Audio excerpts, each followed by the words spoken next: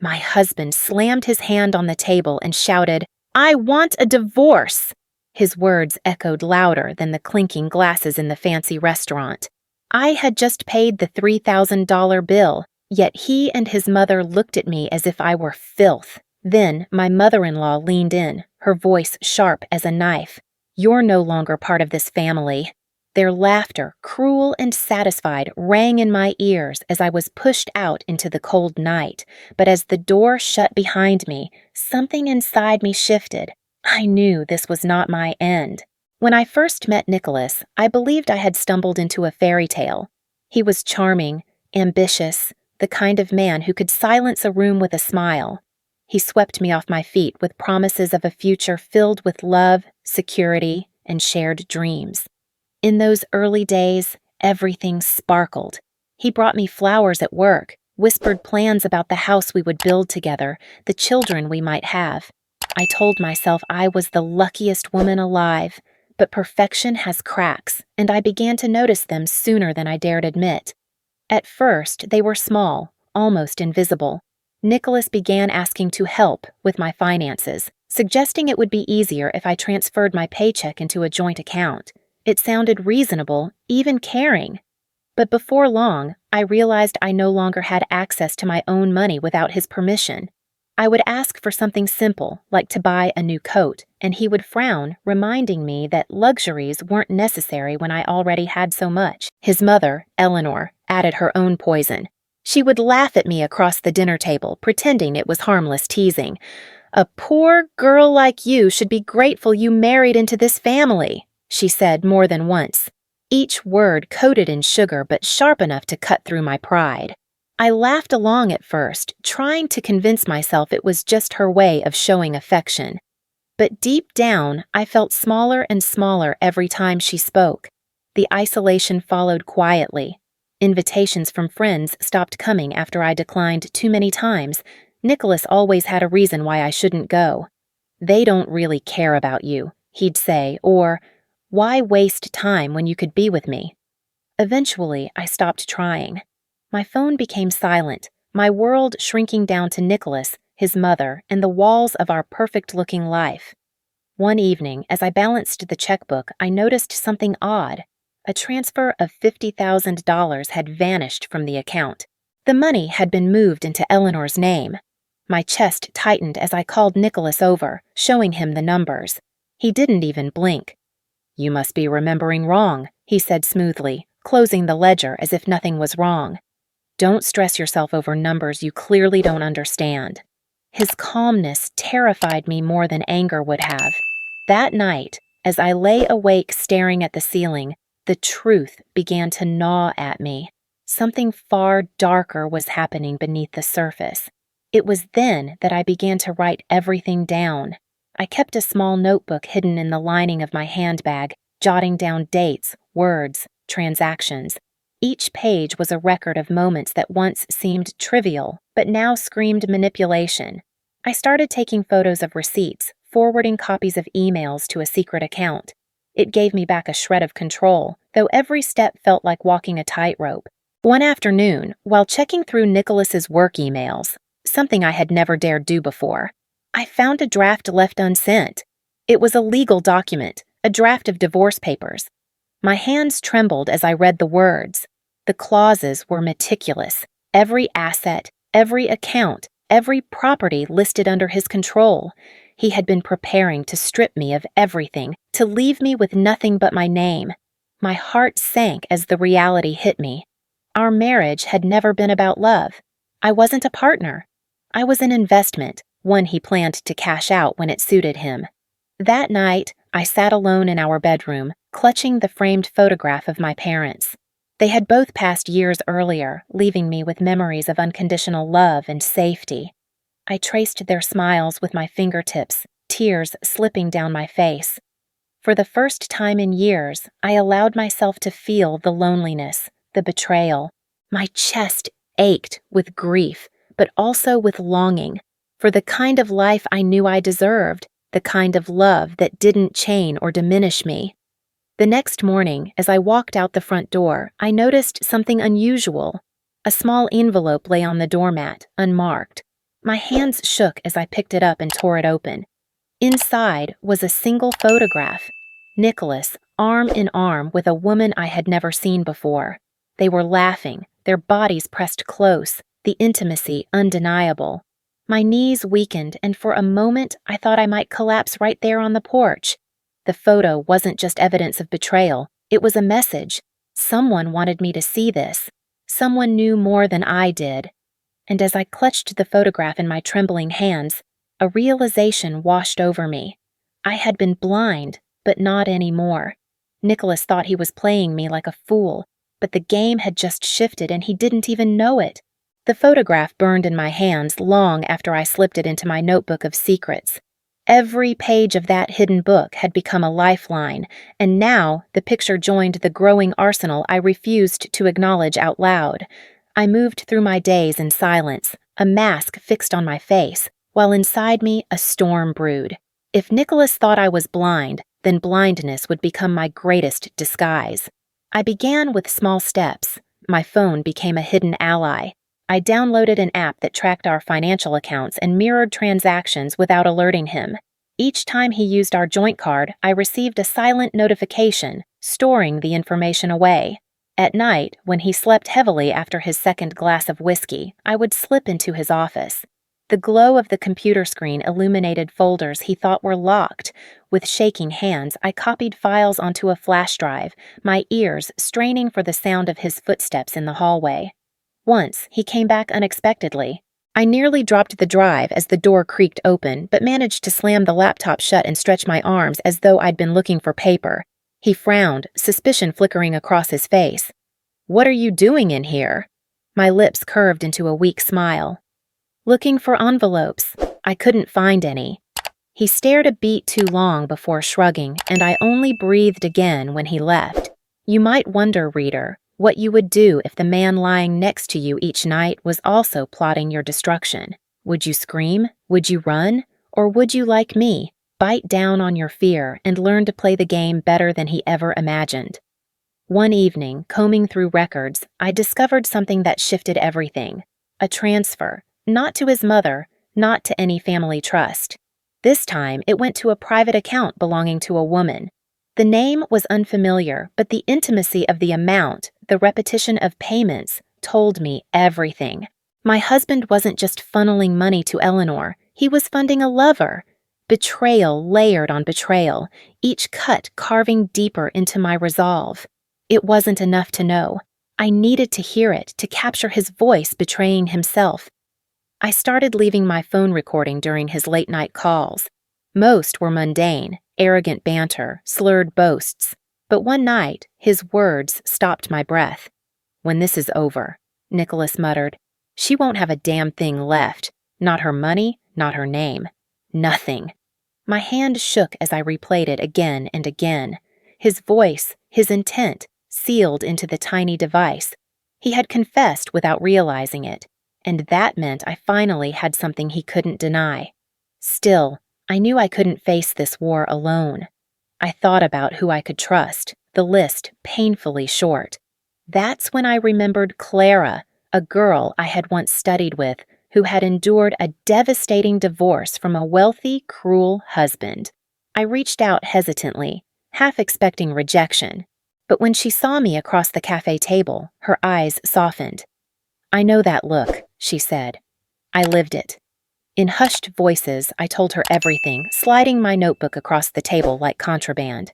She read, nodding, and by the time she looked up, she wasn't just an old friend, she was my ally. At Clara's suggestion, I opened a bank account in my own name. Every dollar I earned from small freelance projects, I funneled quietly into it. Some nights I wrote until dawn, the glow of my laptop my only companion. It was exhausting, humiliating even, but each deposit felt like a breath of air, a step toward freedom. And then came an unexpected twist. My sister-in-law, Margaret, who had always seemed to sneer at me, cornered me after a family gathering. Her eyes darted around before she slipped a folded paper into my palm. "You didn't get this from me," she whispered. Later, in the solitude of my room, I unfolded it.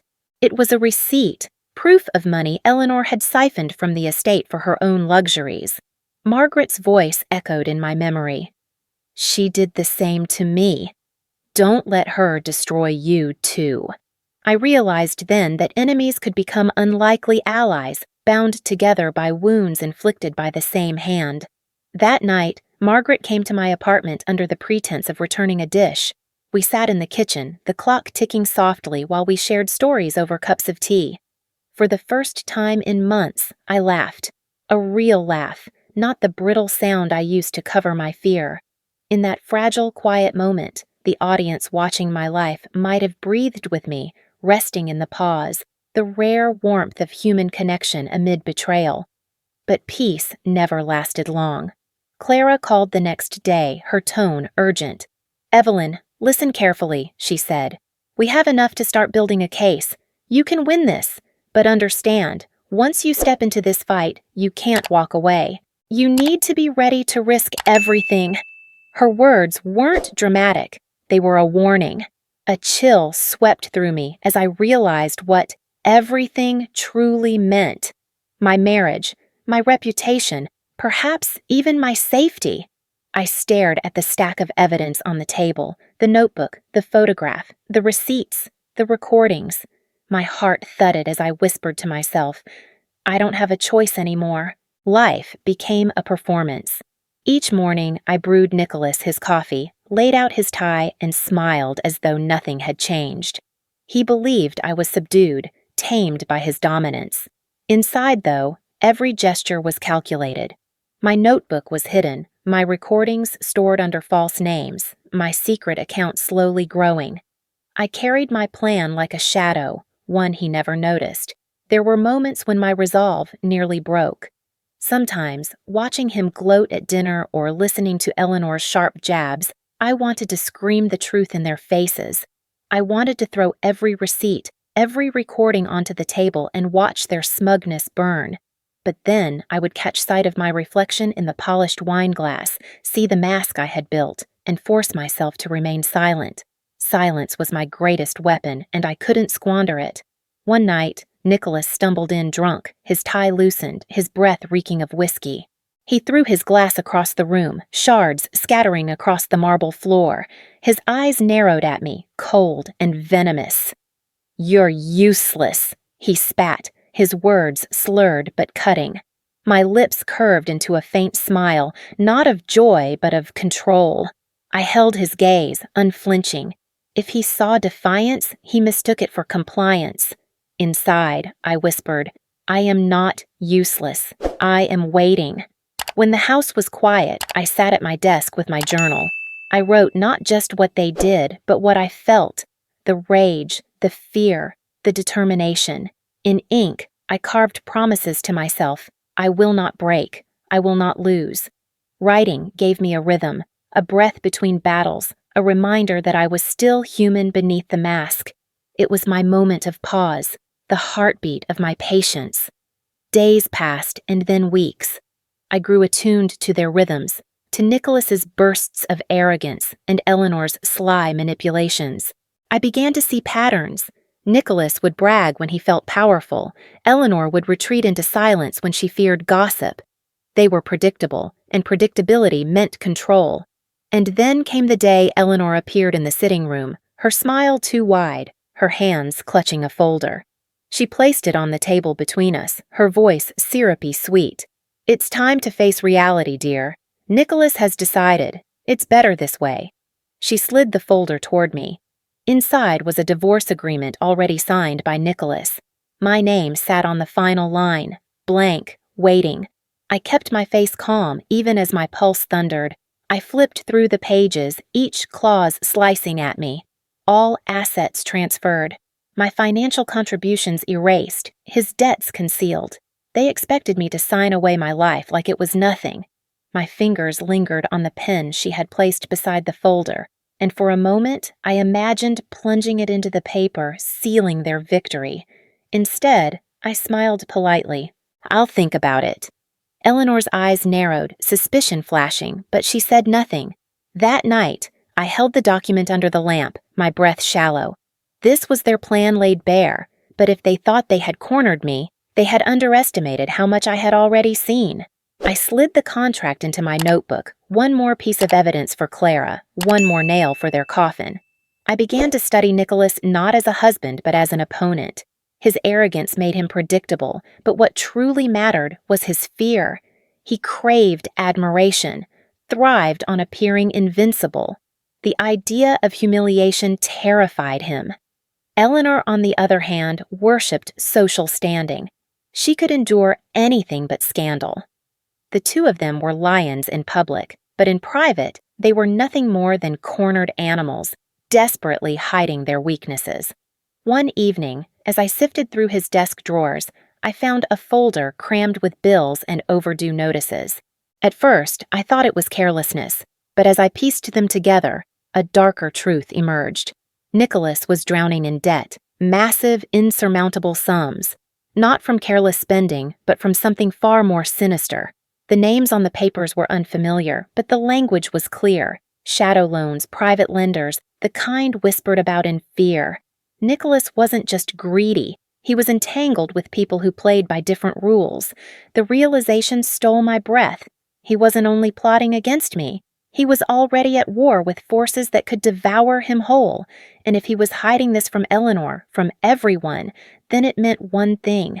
He was terrified. That night, I placed my phone under his chair before slipping into the kitchen. From the hallway, I listened as his voice drifted through the dark. "Please," Nicholas whispered into the phone, his tone stripped of its usual arrogance. "I just need more time.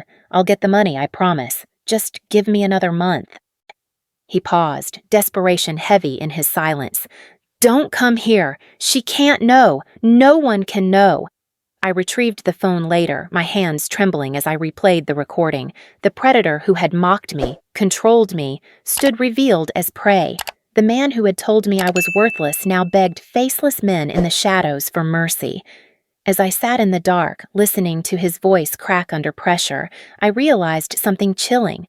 Nicholas wasn't the only one living a double life. And when his two worlds collided, I would be there, waiting. The night of the dinner still lingers in my mind, every detail etched like a scar. The chandeliers glowed, crystal glasses sparkled, and laughter rippled through the room.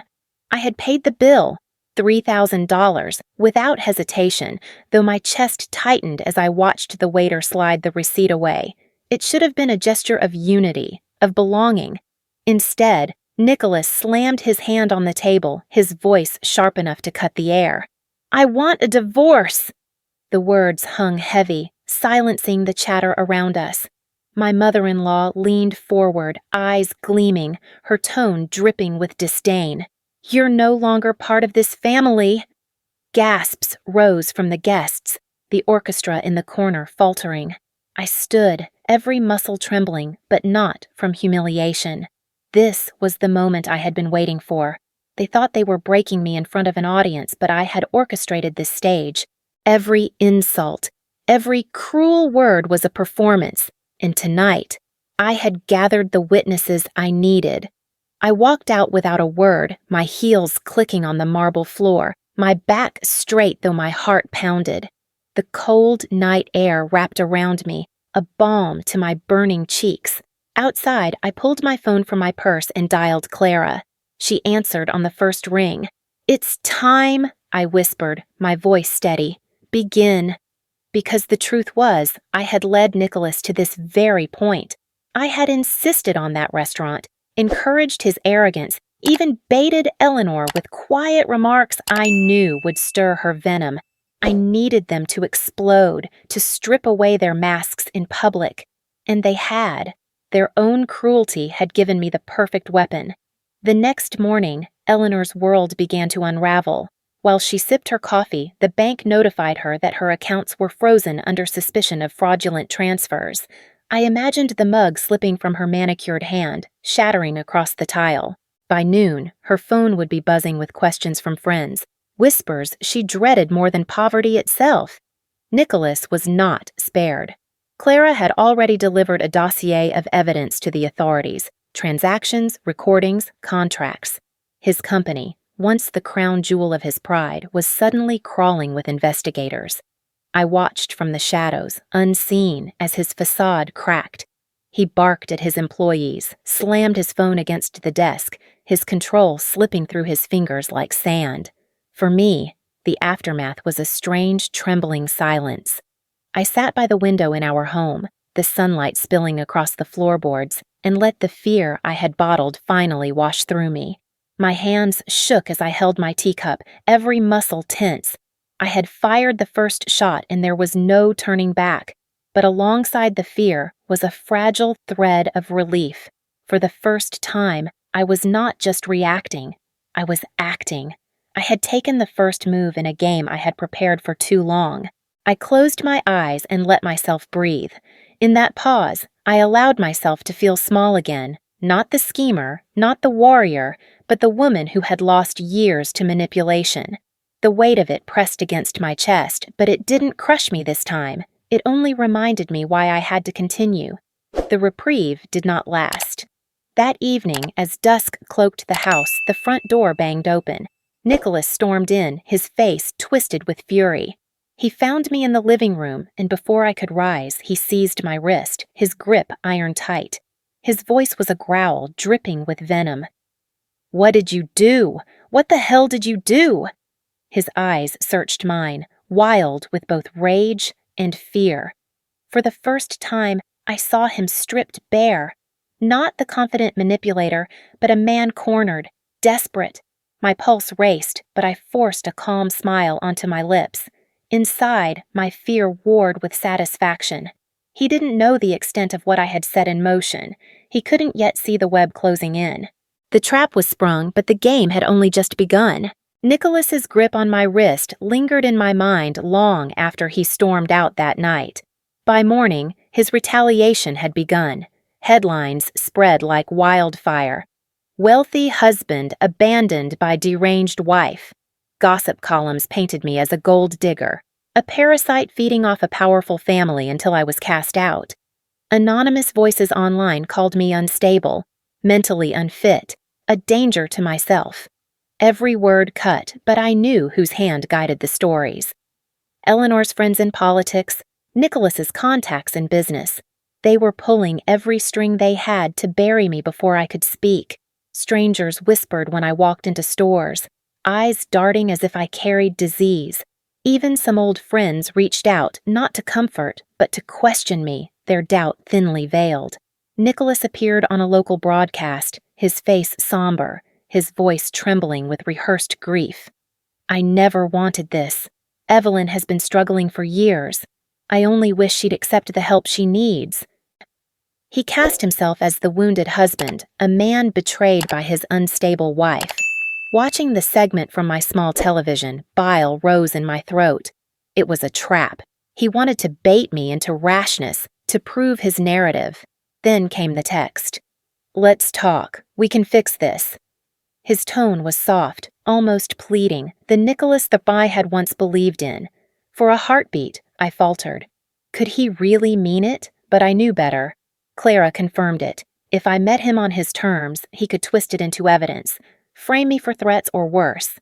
The mask of remorse was just another weapon. Still, his performance was convincing enough to sway some hearts. That night, exhausted, I collapsed on the couch, only to notice a faint glint above the fireplace. My pulse stuttered. I climbed onto the chair, reaching up, and my fingers brushed cold metal. A hidden camera. My stomach dropped as I searched the house, uncovering more. In the hallway, the study, even the bedroom. Every private moment had been stolen, turned into ammunition. Nicholas had been watching me, cataloging my life for weaknesses. Fear threatened to consume me, but Clara steadied me. Together, we unleashed the first wave. Evidence poured into the public record, financial documents, fraudulent transfers, recordings of Nicholas mocking me, admitting to deceit. Clara timed each release carefully, feeding the press just enough truth to crack the glossy mask Nicholas wore. The same media that had painted me as a villain began to turn, the narrative shifting. And then a recording surfaced that neither of us had planned to reveal so soon. Nicholas's voice low and urgent. "If I don't pay them, they'll come after me. I need more time. She can't find out. The word them carried weight. Clara leaned forward when she heard it, her eyes narrowing. This isn't just financial misconduct, she murmured. This is organized crime. The revelation spread like wildfire. No longer was it just a divorce scandal. It was a potential criminal case tied to dangerous men in the shadows. The same voices that had mocked me now clamored for interviews, eager to cast me as the wronged woman who had exposed corruption. For the first time, I saw Nicholas and Eleanor scramble, truly scramble, as reporters hounded them, their carefully built facade collapsing brick by brick. But amid the chaos, I was not invincible. After a long day of calls and documents, I returned to Clara's office, my body heavy with fatigue. When she closed the door, I broke. Tears spilled, my chest heaving as I buried my face against her shoulder. "I'm so tired," I whispered, my voice cracking. "I don't know how much longer I can keep this mask." Clara held me, not as a lawyer, but as a friend. "You're not weak, Evelyn. You're surviving, and that's stronger than anything they could ever be." For the first time, I allowed myself to be seen not as a strategist or a victim, but simply as a woman, fragile and human. The respite was brief. Days later, a thick envelope arrived by courier. Inside was a formal notice, a summons to court. The trial date had been set. The final battle was no longer looming in the distance. It was here. I held the paper, my breath shallow, the weight of it pressing into my palms. Nicholas thought he had orchestrated a war of lies and whispers. What he didn't know was that every move he had made, every betrayal, every secret, had only built the case against him. And now, everything would be dragged into the light. The gavel would fall soon, and when it did, there would be no going back. The courthouse smelled of varnished wood and fear. The walls seemed to close in as whispers filled the chamber, a mix of curiosity and hunger from those who had come to witness the spectacle. Nicholas sat at the defendant's table, jaw clenched, eyes darting toward me with a venom he no longer tried to conceal. Eleanor sat beside him, pearls tight around her neck, her hands trembling despite her practiced mask. I sat opposite them, Clara at my side, the weight of months of preparation pressing down on me. Today was the day everything would either collapse or finally be set free. The judge entered, the gavel struck, and the proceedings began. Nicholas's lawyer tried to paint me as unstable, desperate, the same tired lies they had thrown to the media. But this was not the court of gossip columns. It was a court of law, and here, evidence mattered. Clara stood tall, her voice unwavering, her words sharp as a blade. She presented the documents first. Bank transfers funneled into Eleanor's accounts, receipts that could not be denied. Then came the recordings. My stomach twisted as the first tape played. Nicholas's voice, cold and calculating. "When this is done, she'll have nothing left. Not her money, not her name. Nothing." Gasps rippled through the courtroom. Eleanor's lips pressed together, her face pale. Then came the second recording, the one that silenced even the judge for a moment. Nicholas and Eleanor together, their voices conspiring. "We'll move the funds before she notices," Eleanor whispered. "And the divorce will strip her of the rest," Nicholas replied. For a moment, the air itself seemed to recoil. Their own voices condemned them more thoroughly than any accusation I could have spoken. I kept my gaze steady on them, though inside my chest hammered like a drum. This was what I had waited for, not revenge, but truth unveiled in a place where lies could not protect them. Nicholas's lawyer stammered, trying to object, but the judge overruled. The evidence was irrefutable. And then Clara revealed the final piece. Proof of Nicholas's debts to men whose names were whispered with fear. Ledgers of shadow loans tied to criminal enterprises. The color drained from Nicholas's face. He slammed his fist against the table. "This is irrelevant," he shouted, but his voice cracked. His arrogance, his control had finally fractured. And then, as if summoned by fate itself, the back doors of the courtroom opened. 3 men in dark suits entered, their presence commanding silence. They were not witnesses on the docket. They did not need introduction. Whispers surged. Mafia. They strode forward, their leader holding a folder of contracts Nicholas had signed. "Your Honor," the man said smoothly, "we request recognition of outstanding debts owed by Mr. Nicholas to our institution. He has hidden them under fraudulent pretenses. We are here to present evidence." The courtroom erupted. Reporters scribbled furiously, flashes from cameras lighting the air. Eleanor gasped, clutching her pearls as though they might shield her. Nicholas's face contorted, fear overtaking rage for the first time. He looked at me then, his eyes wide as though I had orchestrated even this. Perhaps, in some way, I had. By pulling the thread of his lies, I had unraveled the entire web.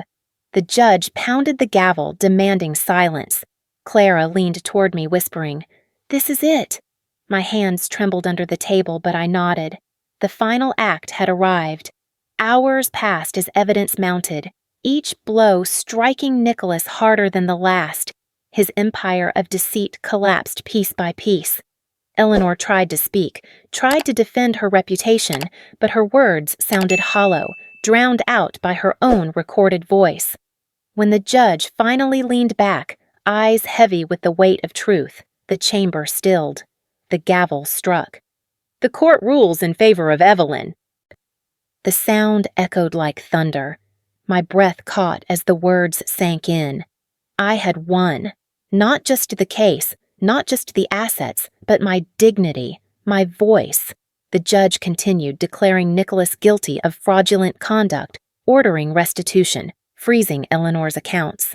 Around us, the crowd erupted in a storm of whispers, but all I heard was the steady beat of my own heart. Nicholas slumped in his chair, his head in his hands, a broken man. Eleanor's eyes darted around the room, searching for escape, but there was none. Their dynasty of power and manipulation had ended not with a scream, but with the crack of a gavel. For a moment, I simply sat, stunned, tears slipping down my cheeks. Clara placed her hand over mine, squeezing. "It's over," she whispered. But I knew it wasn't just over, it was reborn. Outside the courthouse, cameras flashed, microphones thrust toward me. Reporters demanded statements, their tones eager, hungry. For once, I didn't shrink away. I stood tall, speaking clearly. This wasn't about revenge. It was about truth, about standing against control, against abuse, and it's about showing that no one, no matter how powerful, has the right to take away another person's life. The words weren't rehearsed, but they felt right. The weeks that followed were a blur of rebuilding. I moved into a small apartment overlooking the city skyline, its simplicity more beautiful than any mansion Nicholas had ever promised. With Clara's guidance, I invested my recovered assets into something of my own, a consulting firm dedicated to helping women in vulnerable positions regain control of their finances. It was not just work. It was purpose. For the first time in years, I wasn't living in someone else's shadow. I was carving my own path. Margaret, my sister-in-law, who had once been silent, became a constant presence. We shared coffee in the mornings, laughter in the evenings, our bond forged in the fire of Eleanor's cruelty. She confessed the years she had suffered, and together we found healing in shared scars. She became the sister I had never truly had, the ally I hadn't known I needed. And yet, amid the victories, I allowed myself moments of pause. One autumn afternoon, I sat by the lake near my new home.